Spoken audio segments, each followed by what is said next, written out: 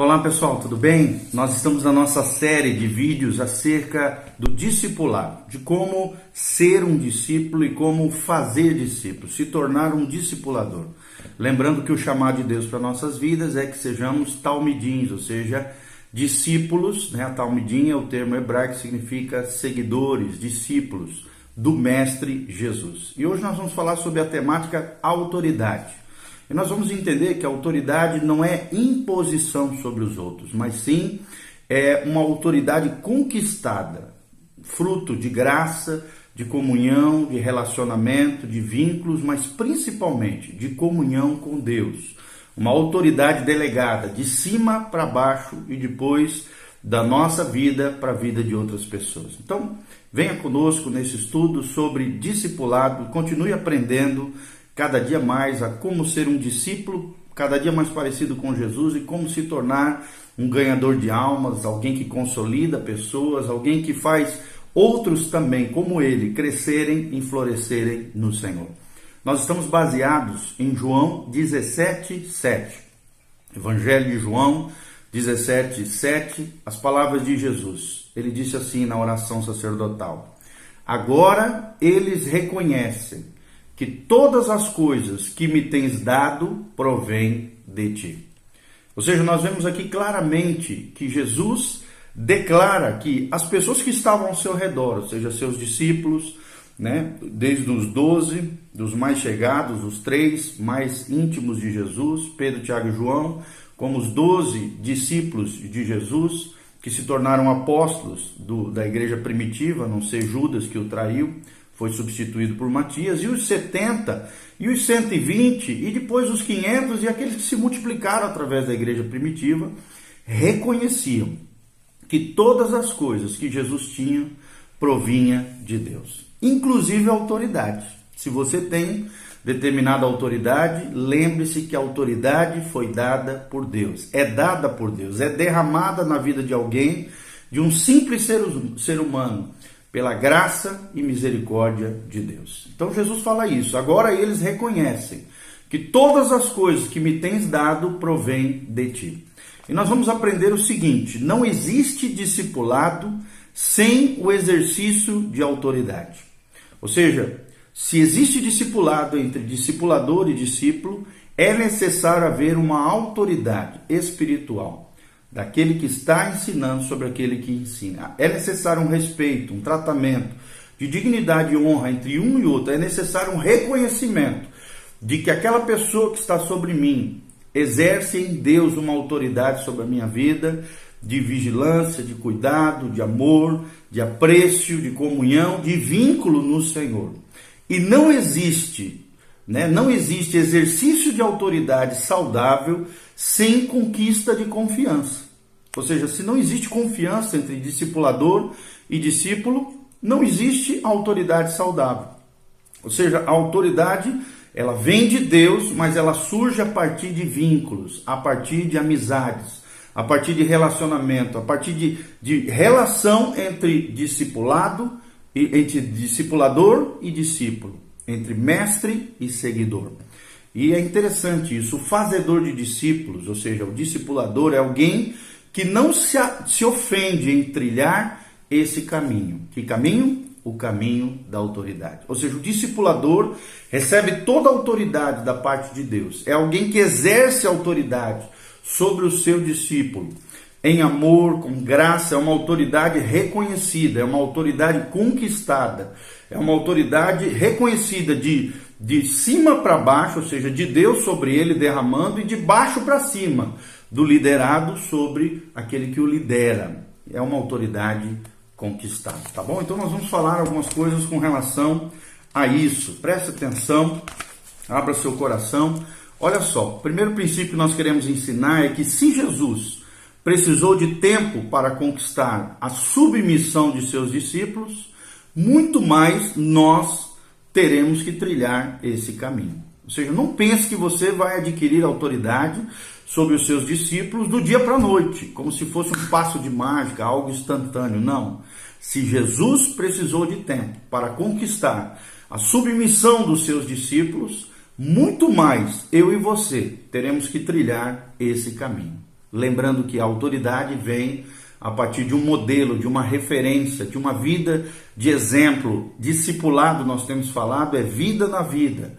Discipular é chamar pessoas à responsabilidade, é responsabilizar pessoas. Discipulado é vida na vida. E isso é necessário tempo, dedicação, esmero, apreço, cuidado, tempo de qualidade, amor e afeição pelas pessoas que nós lideramos. Então nós precisamos entender, segundo princípio, que a liderança espiritual nada tem a ver com o domínio sobre pessoas. Não é dominar sobre pessoas. O fazedor de discípulos, ou seja, o discipulador, o mestre, aquele que ensina, aquele que está sobre alguém, é alguém que serve aos outros com a sua influência. John Maxwell já dizia isso, Liderança, se nós pudéssemos resumir numa palavra, seria influência. E eu queria deixar essa perguntinha para você. Como é que você tem influenciado as pessoas que estão debaixo de você? As pessoas têm visto na sua vida a vida de Deus? Será que existe alguém que olha para você e deseja o estilo de vida de Jesus que está na sua vida? Será que você tem vivido uma vida exemplar, uma vida modelo? Você tem exercido uma influência positiva sobre a vida das pessoas? Porque, infelizmente, o que mais nós vemos nos dias de hoje são influências negativas, são referências ruins. E o mundo clama pela revelação, como diz lá em Romanos 8, a criação geme, aguarda com expectativa a revelação dos filhos de Deus. E quem são esses filhos de Deus? Eu e você, discípulos do Senhor Jesus, mas também discipuladores de outras pessoas. Vou repetir o segundo princípio: liderança espiritual nada tem a ver com o domínio sobre pessoas. O fazedor de discípulos, o discipulador, ele é alguém que serve e se doa com a sua própria vida aos outros através da sua influência. Ou seja, a nossa vida, o nosso comportamento, a nossa conduta deve falar mais alto do que as nossas palavras. As suas atitudes, as suas posturas devem falar mais alto do que aquilo que sai pela sua boca. E é necessário uma coerência entre o falar e o viver. Que a palavra de Deus se torne concreta na nossa vida. Ela venha, se concretize, ela saia do mundo teórico, do mundo das ideias, do mundo mental e venha para o mundo real, para o mundo palpável, para o mundo concreto, para o chão da vida. É muito interessante e necessário isso. Terceiro princípio: líderes manipuladores mantêm pessoas sob subserviência e medo, quando deveriam promover o seu potencial de liderança. Infelizmente, todos os meios sociais diversos, nas diversas áreas profissionais e da vida, o que mais existe é isso aqui: líderes manipuladores, líderes que manipulam, que controlam, que intervêm o tempo todo na vida das pessoas, que tiram a autonomia das pessoas. E isso é errado, é equivocado. Os líderes manipuladores colocam os outros sob a sua subserviência, como se os outros fossem prestadores de serviço. Utilizam os outros, maquinam sobre os outros, usam e abusam das pessoas. E não é isso liderança cristã. Não é isso ser um discipulador. Não é ter as pessoas sob subserviência, sob uma espécie de escravidão ou domínio exacerbado, exagerado, ou medo, muito menos. Aqueles que nós lideramos não precisam ter medo de nós. Tem que ter respeito, honra, tratamento com dignidade, é óbvio, mas não medo e nem subserviência. Isso é manipulação. Manipulação é uma coisa diabólica. Manipulação é uma coisa demoníaca. Por detrás de todo manipulador existe um espírito maligno, porque o diabo é o manipulador de carteirinha. O diabo é aquele que quer arrancar a nossa autonomia, que quer tirar o autogoverno de nós, que quer nos fragilizar, nos escravizar através do pecado e através das situações horrendas que ele nos oferece. Deus é o Deus da autonomia. Deus é o Deus que, claro, nós dependemos dele e ele se manifesta a nós, mas que nos leva a uma emancipação. O verdadeiro discipulado, ele emancipa, ele liberta para uma vida de dependência não de homens, mas de Deus apenas. Pessoas que tomam decisões conscientes, decisões sábias. E a verdadeira liderança é aquela que promove o potencial de liderança nos outros e não escraviza as pessoas, como nós falamos aqui, ok? Quarto princípio que nós aprendemos: Jesus conquistou a submissão dos seus discípulos através de relacionamento, através de testemunho, através de serviço. A sua liderança nunca foi imposta. A liderança de Jesus nunca foi imposta. Jesus nunca disse, olha, vocês têm que me obedecer, vocês têm que me servir, vocês têm que me seguir. Não. A Bíblia, Jesus sempre deixou livre. Olha, se vocês quiserem ir embora, podem ir. Essa palavra foi dura demais para vocês? Fiquem à vontade. Jesus deixava as pessoas livres. Quem quiser me seguir, disse Jesus, tome a sua cruz, renuncie a si mesmo e siga-me. Fala de seguir, fala de uma liderança conquistada, de uma submissão que foi ganhada através de relacionamento, de afeição, de testemunho e de serviço em amor. Como é que você tem liderado as pessoas que estão ao seu redor? Como é que as pessoas te veem? Elas te veem como alguém de relacionamento? Elas te veem alguém como uma pessoa de testemunho cristão, exemplo, modelo? As pessoas te veem como alguém que também serve elas, que se doa a elas em amor, ou uma pessoa que só exige delas, que só abusa, usa e abusa das pessoas? Quinto princípio nós estamos aprendendo: o discipulado requer convivência, conviver. E ele é desenvolvido sobre as bases de paternidade e não de chefia, ou então da inspiração à distância. Ou seja, é isso que é discipulado, querido. Discipulado é convivência, é estar junto, são vínculos de afeto, são afetos em amor, conviver, viver junto, é estar lado a lado. E as bases do verdadeiro discipulado é a paternidade.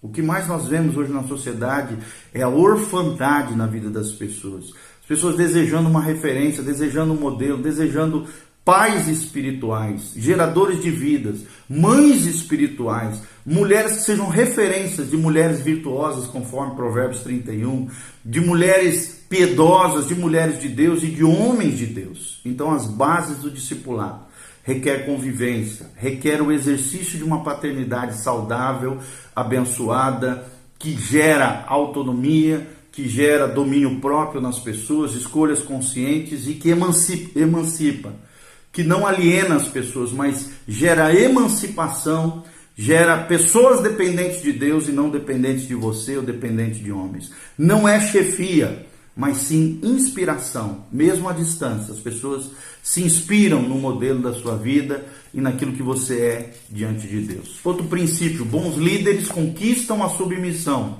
de seus discípulos pelo poder do exemplo e não pela força do medo. Vou repetir: os bons líderes conquistam a submissão dos seus discípulos pelo poder do exemplo e não pela força do medo. Como é que você tem exercido a sua influência? Como é que você tem exercido a sua liderança? Pelo medo, pela força do medo ou pelo poder do exemplo? O poder do exemplo arrasta multidões, influencia e toca pessoas.